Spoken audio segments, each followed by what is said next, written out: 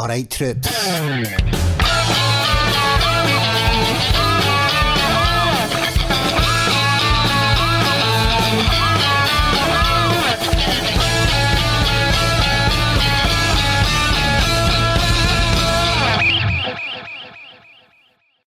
Ryan, thank you so much for coming out.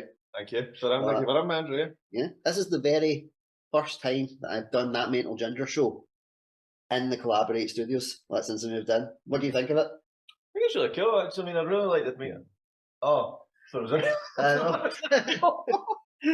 A lot of people do, and I'm like, yeah, it would be absolutely fucking freezing in here if it was a real wall. I think it looks cool. It does. I like the effect. I mean, granted, I wouldn't have it in one house, but because it would look unfinished. And no, it looks really awesome. And obviously having the plant here, we're all aware plants fake as well. But then it's Scotland. How would plants survive in Scotland? Well, I mean, I've got a garden. I've got a garden in my backyard. I've got plants in my garden, so they tend to live, but they're against perennial plants, so they can die. So they'll die off in the winter and they'll come back. Shit. Yeah, I'm not green fingered in the slightest. My dad is. Well, my dad's green fingered with that kind of stuff, and it's just like, yeah, you carry on with that. Like, if you give me anything, it will die. Yeah, it was one of the ones. My dad actually he was growing peppers one year. And Dad went round to get. He was like, "Can you check on my plants?" And I'm checking the plants. Like, I'm around. I was like, "They're not really growing." He was like, "Try talking to them. They like you to talk to them." So I thought, "What's that plant?" 2 days later, I had a wee gab with it. 2 days later, it died. I'm like, I made a pepper. You must not have had very stimulating conversation. I made a pepper commit suicide. That's A level right there. That's why I think if I was going to be a superhero, it'd probably be more the anti-hero route. No, it's like good intentions. Within the Deadpool route. Deadpool's my favourite. Yeah, Deadpool's my absolute favourite. See, when it was Ryan Reynolds that got first cast as him, I knew because I'd watched Ryan Reynolds' career. Yeah, I'd watched Two Guys and a Girl and all that kind of stuff and growing up, and I knew the type of actor he was. I thought this is a good role for him. And then I saw what happened, and I face planted. And then that never happened. And then when it came back, oh my god, it was like the best relief. Yeah, to see it. I mean, he's really good in that role. Yeah. Well, the way that I like to always start off these interviews, right, is to get the guests to tell us their origin story, because that's the one thing we've all got in common, is that we all have an origin. So, right, where do you want to start? Do you want to start around about 2008, or do you want to start around about 2013? I always start with the jump-off question of where were you born? I was born in Glasgow. Back to tail end of 1985. So 80s kid. 80s kid as well. Well, tail end 80s kid. I was 87. There we go. Like, so you've got 2 years on me, but you're 1 year younger than my older brother. He was 1984, and my wife's 1982. Yep, I'm a toy boy, guys. I love it. But it's great because she looks younger than me as well. So she's old enough to know better, but young enough to get ID'd. Yeah, that's the dream. Yeah, the last time I got ID'd, it was no long after my 30th birthday when we were exhibiting in Brighton. Went into this bar, and honest to God, like, I was so self-conscious for being 30 at this point. Like, oh, yeah, God, life's over. And then next thing, the guy asked me, "Can I get ID?" I'm like, "Mate, here's my driver's license." Oh, admin, Facebook, you can be my new best friend. Brilliant. It made me feel so good. Well, the easiest way not to get ID'd and never just assume you're all right is breed. But ever since the boys came along, they just look and go, okay, yeah, and that's it. So as we discussed before, like you do psychiatric in the psychiatric. I'm a psychiatric nursing assistant. I'm going on to do my staff nurse training later on this year, and I've been doing that for the better part of 10 years. Yeah. So what got you into it? Mainly on account of the fact I've been working in health. We've been working in the NHS for a better part of 8 years at that point. That's as long as I lasted in there. Yeah, 8 years at that point, and then I wanted to stay. Yeah. In that field. So after I graduated, it was 2009. The credit crunch had bitten down very hard and came the recession. And unfortunately, it became the vicious cycle where I can't get a job because I don't have experience, but I can't get experience because I don't have a job. Because I can't get a job. So, but I can't get a job, but I can't get a job because I don't have experience. So it became that vicious cycle, and I ended up going into working in the operating theatres for 2 years, absolutely hating it, and then just last resort, I just said all along to my mum, like, I don't want mental health. I do not want to work in mental health. The next thing you know, I get a job, and like a job came up. I was at the end of my tether, and I'm like, you know what, I'm just going to apply for it. Got it, and the rest is history. Yeah. So I take it you don't have that same kind of attitude towards mental health anymore. Like, no, don't give me a job in mental health, because how long have you been working in there now? 10 years. 10 years. So I love it. I mean, like, it's such an amazing feeling. Yeah. To watch people getting progressively better as they go along, and being part of that journey. Yeah. Just being there, being there to talk to them, being there to listen to them, being there to encourage them. Like, yeah, it's raining. Yeah, it's not a good day today, but tomorrow could be better. Yeah, no, definitely. You just keep working towards that. Yeah. Well, for anybody that is wondering why I have Ryan on, he's like, if you're involved in the arts, well, we actually bonded over a certain program, and it's about tugboats. Anybody that knows the Ginger Engine will know exactly what I'm talking about here. So, when you're on words like that, please discuss. Tugs was a TV series that launched back around about the 1980s. It was late 1980s, 1988. It first came out on VHS prior to being broadcast on ITV in the April of that year. And it was the brainchild of David Mitton and Robert Cardona, who developed the series after doing 2 successful series of Thomas the Tank Engine. They wanted to create their own brand. So they looked at various options, like cars, planes, what have you, and they eventually settled on tugboats.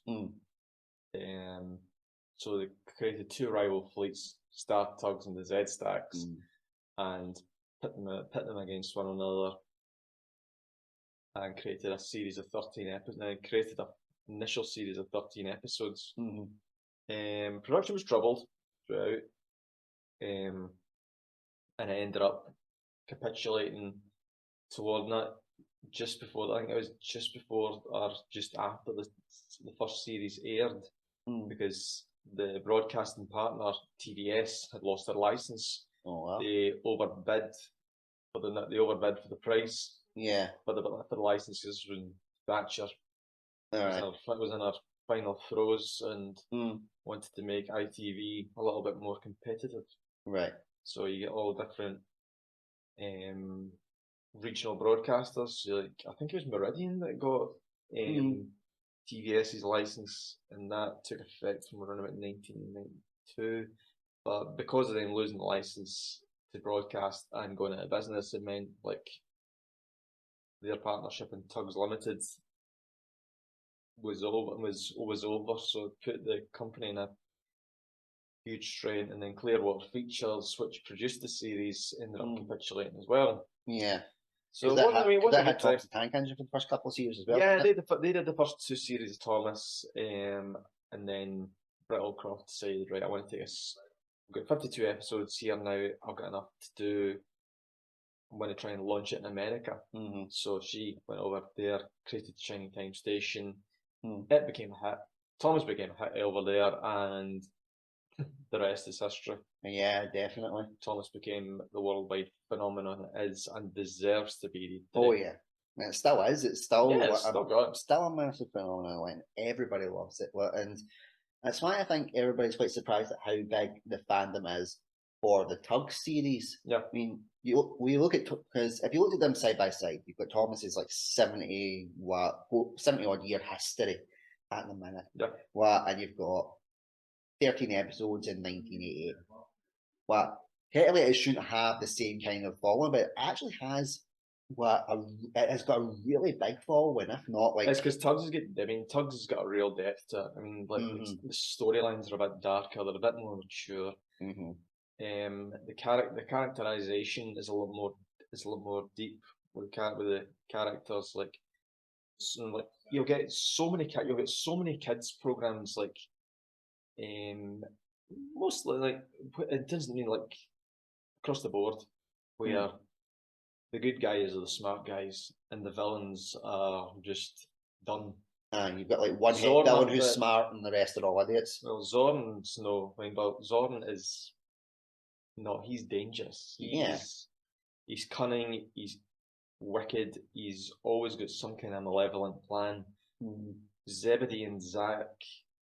Zach, I would say, is the one who would be the one who would stab him in the back if given half a chance. Zebedee just kind of goes along with it, and Zip and Zug are just the two daft ones. But Zug obviously thinks he's a wee bit more savvy than what he is. Yeah, well, at the time of the of this recording, I'm working on my Thomas and the Magic Railroad review, so I'm looking at stuff about it, and they're like Zip and Zug are the splatter and dodge of the Tugs universe. And do you think that's an accurate description? Not really. There we go. Pure on account of the fact that Splatter and Dodge, in terms of the Thomas, they're equal. They're dumb. They're stupid. Yeah. Whereas Zug is a stupid character that doesn't realise he's stupid. He aspires to be like Zorn. He aspires to be like Zack, and he aspires to be that level of malevolence. Yeah. Whereas Zip is just, he's so excited to be part of all this, and he is stupid. And I think he accepts the fact that he's not the sharpest tool in the shed. So yeah, I mean, there's more complexity to the characters than what people would imagine. Well, Tugs itself, I remember the first time I watched it, and I was maybe only about 2 or 3. Well, my granny and granddad had got the video, because they'd seen the cover, they'd seen who it was made by, and we're like, oh, they do Thomas. Andrew likes Thomas. This will be good for him. It was the video with munitions on it. And I was absolutely terrified. See, screaming and everything. The one I had was Trapped Ghosts and High Winds. Oh. We had that one for years and years and years. And then subsequent family holidays and then the Blackpool with my gran and granddad. We ended up gathering up the rest as we went along, and yeah, that was how I collected the full VHS set. Nice. I was about to ask, what's your? Is that something that our fandoms, Tugs and Thomas, are all about? Are all about the collections. So you've already mentioned the videos. What other stuff have you got? Just of your own personal collection? My own personal collection. Tugs board game. I've got all 13. I think I've got all the books that came out related to this series. I've got some other knickknacks as well. There's a few other bits and pieces that I've picked up over the years. I've got a huge personal collection. Nice. Which is like, it's just a cupboard, really. I mean, like, there's times when I'll go through stuff and I'm like, I forgot I had that. Yeah. And it's one of the things, like, you want it to have it and keep it good and keep it preserved. You want to keep those type of collections preserved. And there's another part of that kind of preservation of childhood that you are involved in. Yeah. If you're comfortable talking about it. Yeah, totally. I've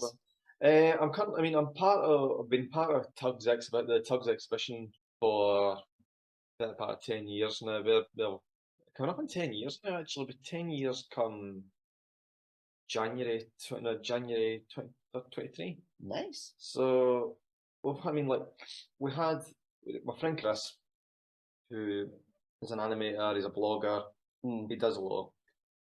He had written a blog on Tugs, and this chap emailed him with the blue one day and says, listen, I've got these model boats, anyone who may want to buy them? Turned out to be the actual boats from Tugs. Wow. So we ended up batting the idea about among a few friends of ours, and we thought to ourselves, right, we know people who work in the shop. So we reached out to them, says to them, listen, there's a guy here who's going to be selling Tugs models, would you be interested in buying them? But they were like, no, and I was like, to these guys, it was a job. Yeah. It was a job. Granted, they've got great memories of it, but at the same time, though, It's like they know. I mean, they know that they've moved on. They've worked in a million other things since then, and I don't think they have capital to actually bother to actually buy and invest in these things. Yeah. So in the end, we just sat around. I mean, like I was thinking with my friend Simon. It's just, or maybe even Sean, who says like, why don't we just wasn't we just short of the money and buying myself? So we did, and around about. So we arranged it for January 2013 to kind of collect them. So it gave us enough time for money to get sorted. It gave us enough time for travel to be organised, time off from work, and went down. And honestly, I'll never forget that journey. I'll never forget the journey down there because I'd went through the night before to collect the van from Glasgow City Centre to drive all the way down to Norwich. Wow. To collect these things. And sure enough, did it not start to snow quite badly across the entire country. Yeah. I mean, like right down in England, I can remember being caught in gridlock traffic, heading towards Leicestershire, where I was staying with my friend Sam, overnight before we travelled on together the next morning to collect Tugs. So yeah, I mean, it was a hard shift, and honestly, I think the universe was telling us, right, you're going to struggle, but you're going to. I was just grit determination. I'm getting there regardless. I mean, like I've made a deal. I mean, I've made arrangements. I would be letting other people down if I didn't get there. Yeah. So ended up getting down. Met my friend. And arrived at the. So we got there in the end. Yeah. Following morning, met at the door by two my good mates Simon and Doug, and Benji, who was Benji, who I hadn't met at that point yet, in the room, and we ended up. It was mesmerising. Went into this hotel. I mean, in this hotel function room, all the Tugs were laid out on the tables, just ready for moving off. It was great. Wow. They'd been pouring over them for ages, and I mean, all of us were just mesmerised. What were the conditions of the models like when you got them, or right. when you saw them? The guy who bought them off had done a temporary repair. Hence why, when you look at the models, there is little bits of white residue because it was cheap it was modelling glue, right? That he'd done because he'd actually purchased them with the intent of restoring them completely as a retirement project. However, his circumstances changed. His son had to move back into the house after he'd split up his partner, and he needed a spare room. So that's why he was selling it. This is why he was selling the models on. So he'd done a quick job to try and get them presentable for us. However, he did warn us before. He did say to us, like, this isn't going to last forever. They'll need work later on down the line, which ultimately they have done. And the way we're working just now, they are getting the necessary work done as we speak, because our model of exhibit has changed following the pandemic, which I'll go into later on. But it was, I mean, like they were presentable. They were presentable if nothing else, and we were delighted to actually take them on. Yeah. So after that, we packed them into the van, and thus began the distribution process for where they were going. Yeah. So three of them went to Southampton. Three of them came up to Birmingham. Three of them went down to Maidstone. Three of them stayed in Sidcup, and I'm missing one place because I know one of them's Glasgow. I remember there was 18 of them, but I can't remember where everyone went.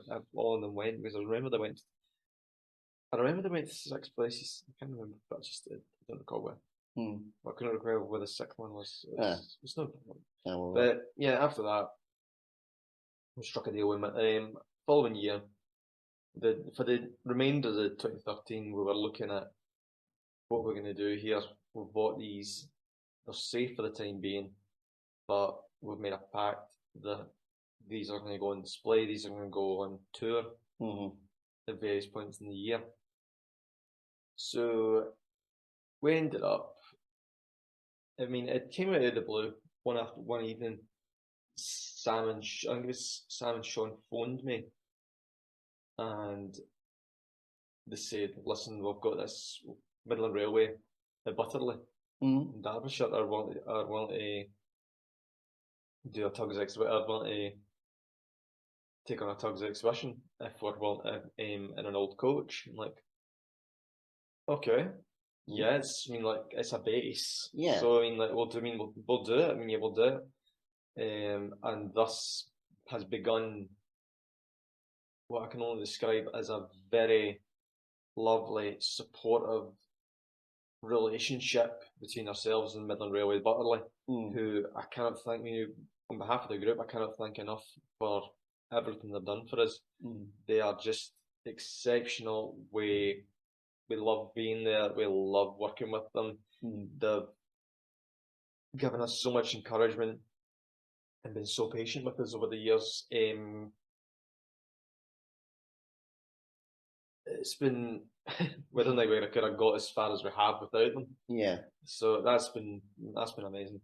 So that's where the Tugs have been That's where the Tugs have been based ever since. Yeah. Well, you touched on like the pandemic. So how did that affect the exhibition when when it happened? We knew that. Like, granted, I was in denial about it all. Since we saw, it's like, God, anything will be fine. Just like, but then a lot of people were like that at the start, and that's what people don't seem to kind of realize is that because we didn't know what we know now, at the time we thought it's just another flu bug. I'm going to be thinking, it's just a bad cold. Yeah. The next thing you know, it happens. Yeah. But we had storage facility. I mean, we had storage arranged at Midland Railway anyway. So and the coach is pretty well covered because there's people who live nearby in adjacent building to Midland Railway. I don't like how when you said that there's people nearby and it was like, oh yeah, looking over to Cumberland House. So it's like there's no one else here. So there's people who live in the house, and we've got CCTV, and I mean, like, it's virtually impossible. The windows were all boarded up inside, so if you were trying to get in, it would take a hell of an effort. Yeah. So we weren't that bothered, and when things started to die down, and there were restrictions on numbers that could go down to the site. Unfortunately, for a long time, I couldn't because traveling a distance. Yeah, I've got vulnerable relatives, and I've got my patients to consider as well. Yeah, definitely. So I couldn't make it down, but it affected us in different ways because it gave because around about this just before the pandemic, we were actually discussing where do we go from here.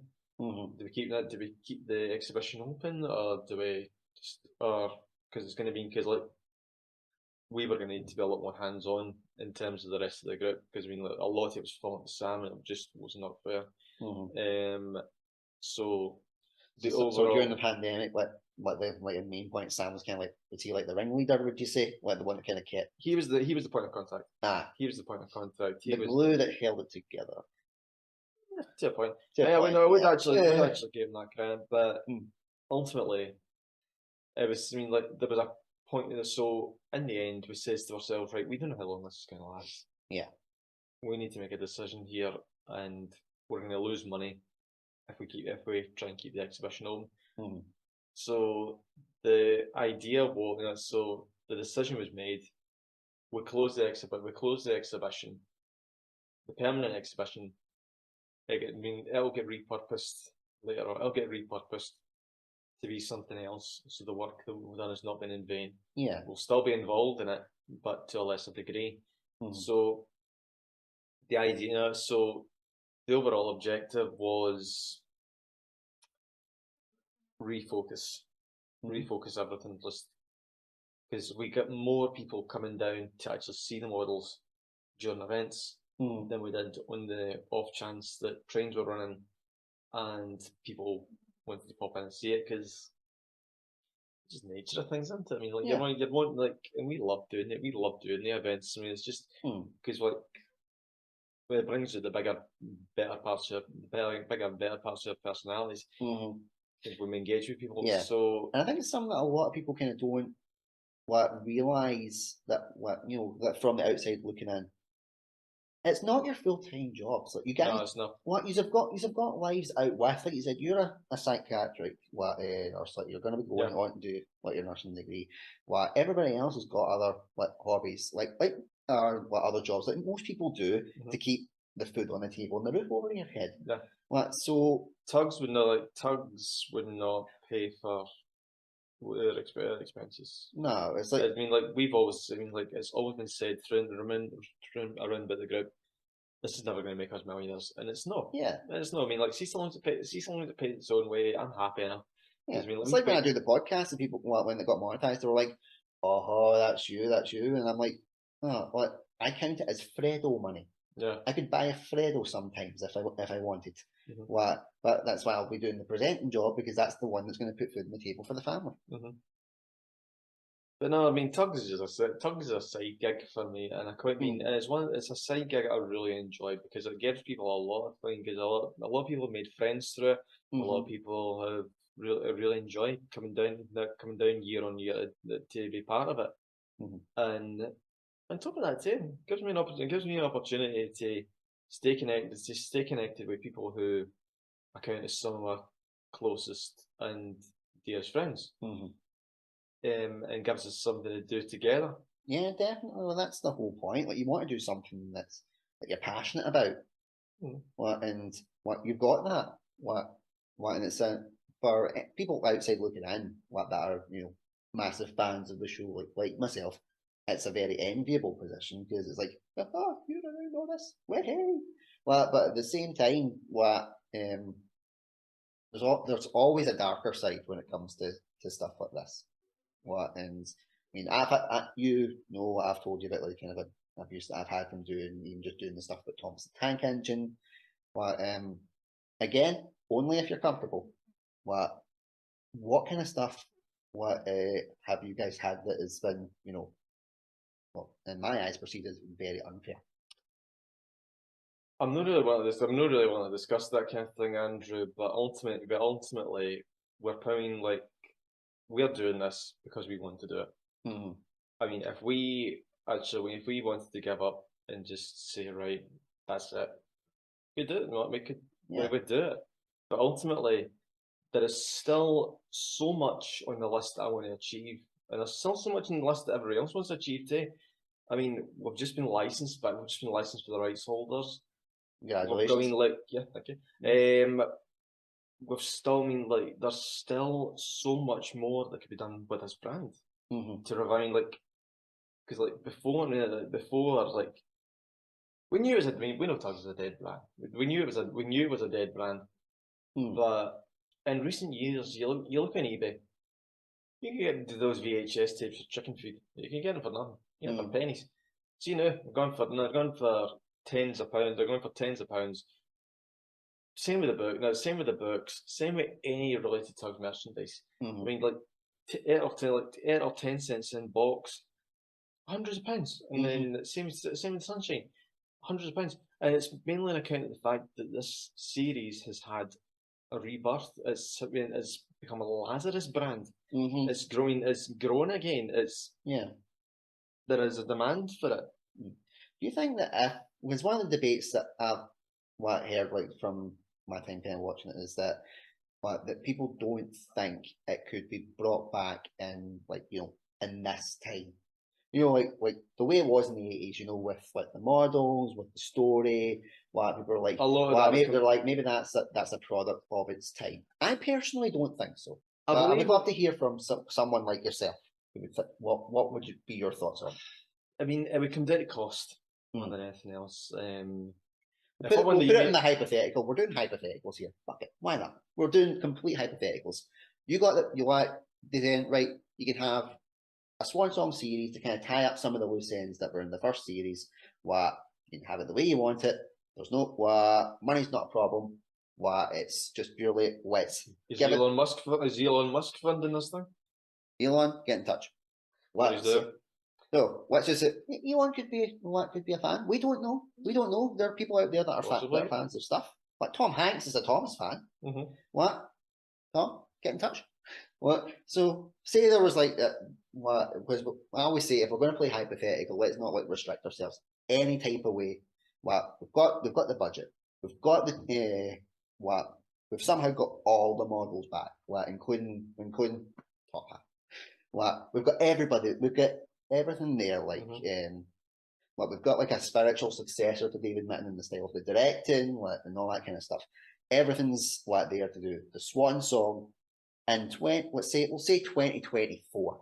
So it gives it time to get it made, get it sorted, let them do all that kind of stuff, or even 2025, whatever year, what this decade, the 2020s. Okay.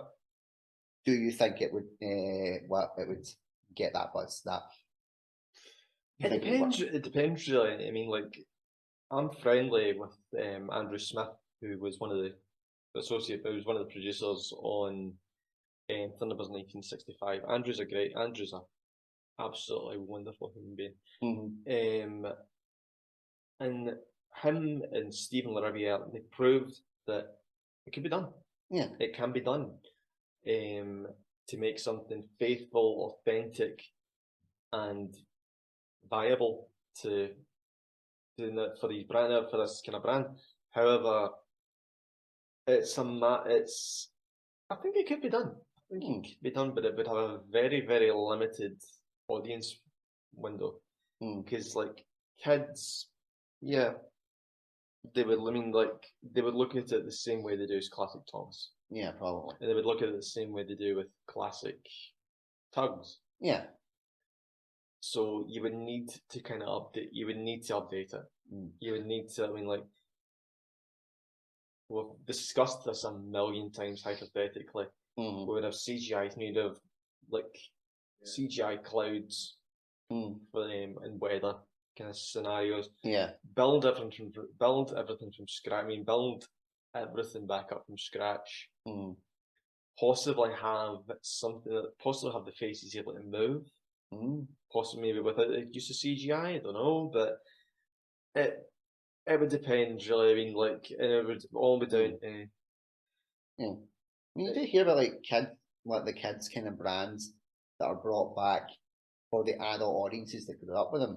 Prime example is, you ever heard of the Australian show The Wiggles? Yes. Right, well, they are actually doing a tour, but it's for all the adults that grew up watching them as kids. And it is selling out like wildfire. People? Oh no, I cannot imagine doing that.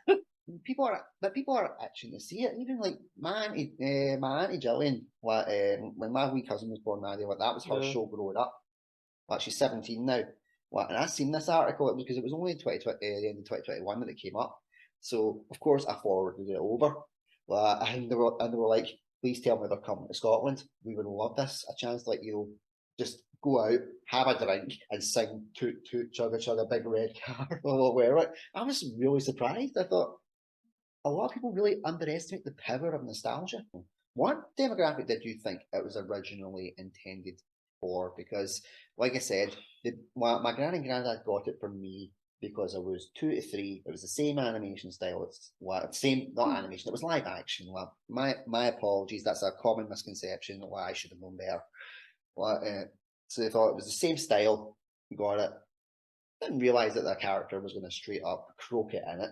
Spoiler alert. And I was like screaming.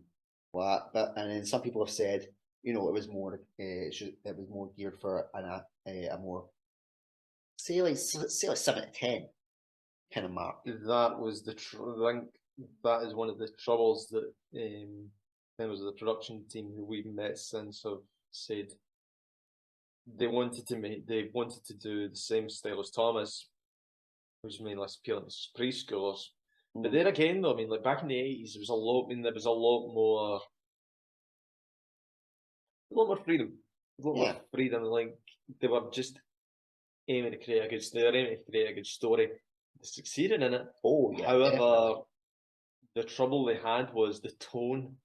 The tone, I mean, like the visuals, as you say, looked like it was Thomas. Yeah. They looked like they were appealing to a toddler, and they looked as if they were appealing to the toddler market. The storylines were a lot more sophisticated, and therefore it's aged well in terms of what rewatch value when you're older. Yeah. But at the time, it's all about connecting to the specific audience at the time. And I think that's one of the reasons why it kind of failed back in the 80s. It didn't deserve to fail, but ultimately it did. So. Definitely not. Like it definitely didn't deserve to fail. And it's what and there was a number of factors behind the scenes that caused it. That caused the capitulation, but and it's one of the ones I personally like. Even though I would say, well, when it comes to like the words failure or capitulated, I would say capitulated more than failed because it hasn't. Because it hasn't failed. Like, no, it's no. I mean, like people still want to come to the exhibition. Oh yeah, definitely. Like people want to watch any type of footage that they can get their hands on about it. Any like documentaries, any YouTube like reviews. We won't discuss any of their opinions because that's totally separate. But the point is, they want to see stuff about Tugs. They want to see it. What I myself am itching to see it. Well, it's one of those ones I'm potentially going to start a wee podcast rewatch series about Tugs, called Our 2 10 Cents. If you want to watch it, but we've got to get this cleared up right now. Can I actually watch it without getting potentially sued? Of course you can. YouTube, I mean, like the fact that it's on YouTube has been hugely beneficial to us because the amount of people who will come to the exhibition and will be showing their children around. Oh, Dad used to, Mum and Dad used to watch this when we were kids, when we were little, when we were your age, and it just breeds the next generation of fan. It just breeds the next generation of fan. So, the exhibition coming back in 2022. The exhibition is back in 2022. We have got we've got a weekend planned on the 27th and 28th of August, and the overall aim is just to keep it going as long as possible. I mean, we still want to do it. We still want to keep going with it. We've still got. I mean, like, as I've said before, we've still got a lot we want to achieve. We've still. I mean, like, we've still got a lot that we're not. I mean, we're not satisfied staying stagnant. Like, we don't plateau. We go up. We keep moving forward, and we've not. I mean, like, granted, there's been some wonderful moments over the years, like.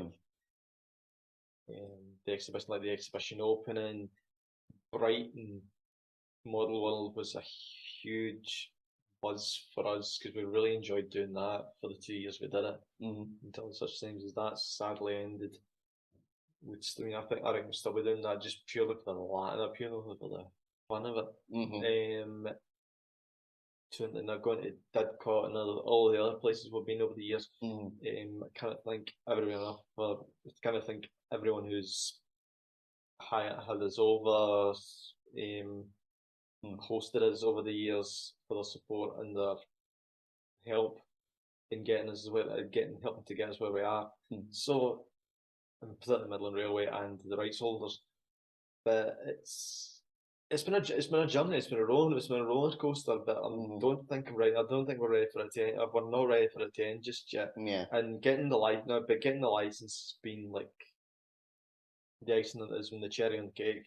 Yeah. And I just cannot wait to see where it goes from here. Yeah. Same. I mean, I'm not even part of it, and I'm pumped for you guys. You need to come down at some point. You need to come down and see the exhibition. You need to see it. That's on record, guys. That's on record. No, definitely, man. If I can get down, 100%, I'll be there. I'll try and bribe my parents to go. Right, make sure you look after Alice and the boys. I'm away. Bring the kids? No. I was like, I love you boys, but you're destructors, and I will not have you destroying us. But so, well, as we are starting to come up on time, and I know you're a very busy man, got very busy plans in your life. So, as a mental health related podcast, as well as my general nerdvana. But if you could give one piece of advice to anybody that's struggling with mental health issues at this point in time, what would that piece of advice be, and why? I'm going to hark back to Tugs again, and I'm going to take a quote from Zebedee. Hey, just focus on the fact that today was today, but tomorrow will be different. Tomorrow will be in it. Tomorrow might be better. Tomorrow will be better. And the bottom line is, if you're going through hell, keep going. You don't want to stay there. Definitely. Well, and watch an episode of Tugs. Yeah. Or watch an episode of Thomas. Because that was the show that got me through the rough times in my childhood, which at times was very lonely. Even though there was many people around, you still felt alone. Yeah. And that was the thing that brought me the comfort. And quite ironically, since saying that in the interview with Mike O'Donnell, a lot of people have contacted me saying, you said the words that we couldn't say of how we felt about why we were Thomas fans, which was really touching to hear. And I'm sure Tugs was probably the same for a lot of people as well. It gave them that wee bit of security and safety, while there was tons of explosions everywhere. Because of course there was explosions. It's Tugs. It's just funny. It was just fun. Yeah, it's definitely. Just fun. Just to me, it's an escapism. Yeah, and just getting to watch it, like the way it was made, the scenery, the style that they'd done, it's just even now, and I think more especially now that everything is becoming so CGI and like the average attention span is 7 seconds. It's all like having that nice part of children's entertainment that doesn't really exist anymore. For me, it's really comforting and it's really nice to see. And I don't think it's going to go anywhere. It's not going to go anywhere anytime soon. No, you've still got a lot of ambition, Yeah, but quality never fades, and as long as you've got the passion to do it, then it definitely won't. Ryan, thank you so much for everything. Pleasure being here. It's been fantastic. And yeah, definitely, if you're wanting to come on the Tugs Rewatch show, you are more than welcome. Definitely up for that. Yeah, we can do that. Until next time, my faithful followers, I have been Andrew Durham. This has been an amazing friend Ryan from Tugs the Exhibition. Thank you so much once again. No problem. It's a little dream come true for me. It really is. Cool. Until next time, take care. Bye. Stay safe. Bye bye.